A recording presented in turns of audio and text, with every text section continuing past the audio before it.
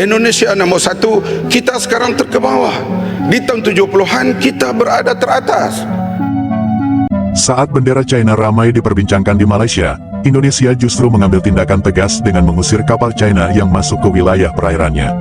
Tindakan cepat ini menunjukkan ketegasan Indonesia dalam menjaga kedaulatan wilayahnya dan mendapat sorotan positif di kawasan.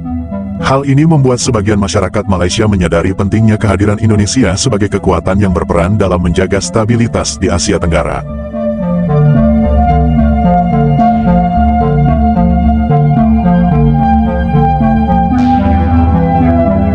Timbalan Menteri daripada Alor Gajah ni berkata bahawa Laut Cina Selatan selamat, terkawal dan terbuka. Tak faham.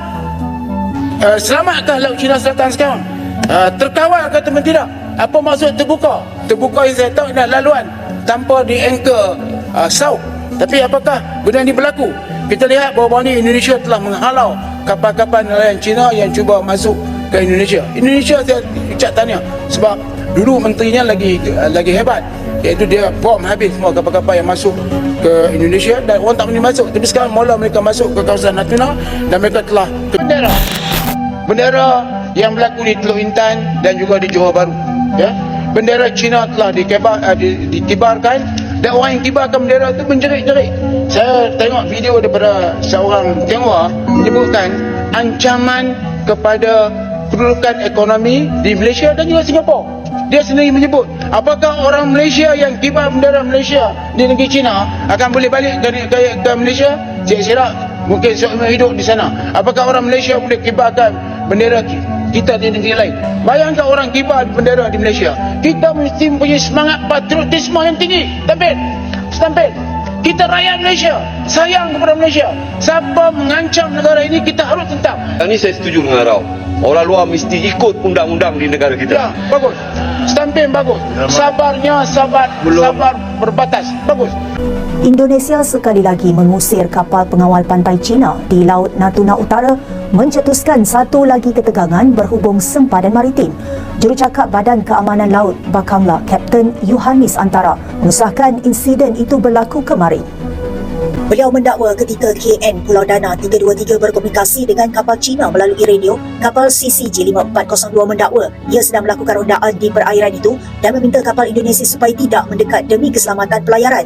Namun permintaan itu tidak diendahkan oleh KN Pulau Dana 323 yang bekerjasama dengan kapal peronda Tentera Laut Indonesia KRI Sutedi Sena Putra 378 dan KRI Bontang 907. Agensi berita Antara melaporkan Yohanis berkata kapal CCG 5402 milik China itu turut membuat beberapa percubaan lain sepanjang Oktober 2024. Katanya kapal China tidak hanya menceroboh perairan Indonesia tetapi turut mengganggu aktiviti tinjauan seismik arwana 3D dan pemprosesan data yang sedang dijalankan oleh PT Pertamina East Natuna di kawasan Laut Natuna Utara.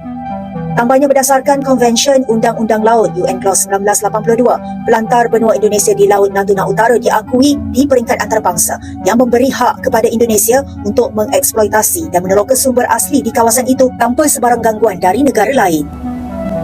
Sebenarnya cadangan tukar nama Laut Cina Selatan ni sejak dulu lagi dah ada.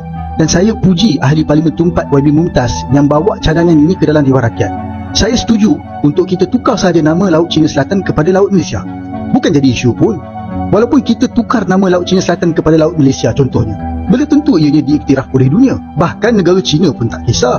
Tapi penukaran nama ni sebagai antara cara kita melawan tuntutan Cina. Bertegas dengan perairan kita, tunjuk yang kita ni juga berani melawan. Korang kena ingat ya, Cina pun tukar nama-nama kawasan utama laut kita dekat Sarawak sana tu tau. Contohnya Beting Raja Jarum, dia tukar kepada Baikang Ansha. Dan ada lagi beberapa lagi nama yang Cina tukar kepada nama Mandarin. Ini pun kena ambil kira. Tak usah pening kepala lah dalam bab ni, tukar je lah. Lagipun negara-negara jiran kita pun dah lama buat. Contohnya Indonesia, Laut Cina Selatan mereka panggil Laut Natuna Utara. Apapun, di samping kita tukar nama Laut Cina Selatan ni, kerajaan boleh perkasakan lagi aset tentera laut kita sebagai langkah berjaga-jaga. Seriuslah, kalau ada lagi sesiapa yang tak setuju dengan cadangan ni, saya rasa sanksi sama ada mereka tak faham taktik peperangan atau memang mereka ni jenis penakut. Anda yang mana satu? Bagaimana kerjasama di antara kedua negara dalam konteks ASEAN dan pertahanan untuk kita melihat kepada isu di Laut Cina Selatan itu, Doktor?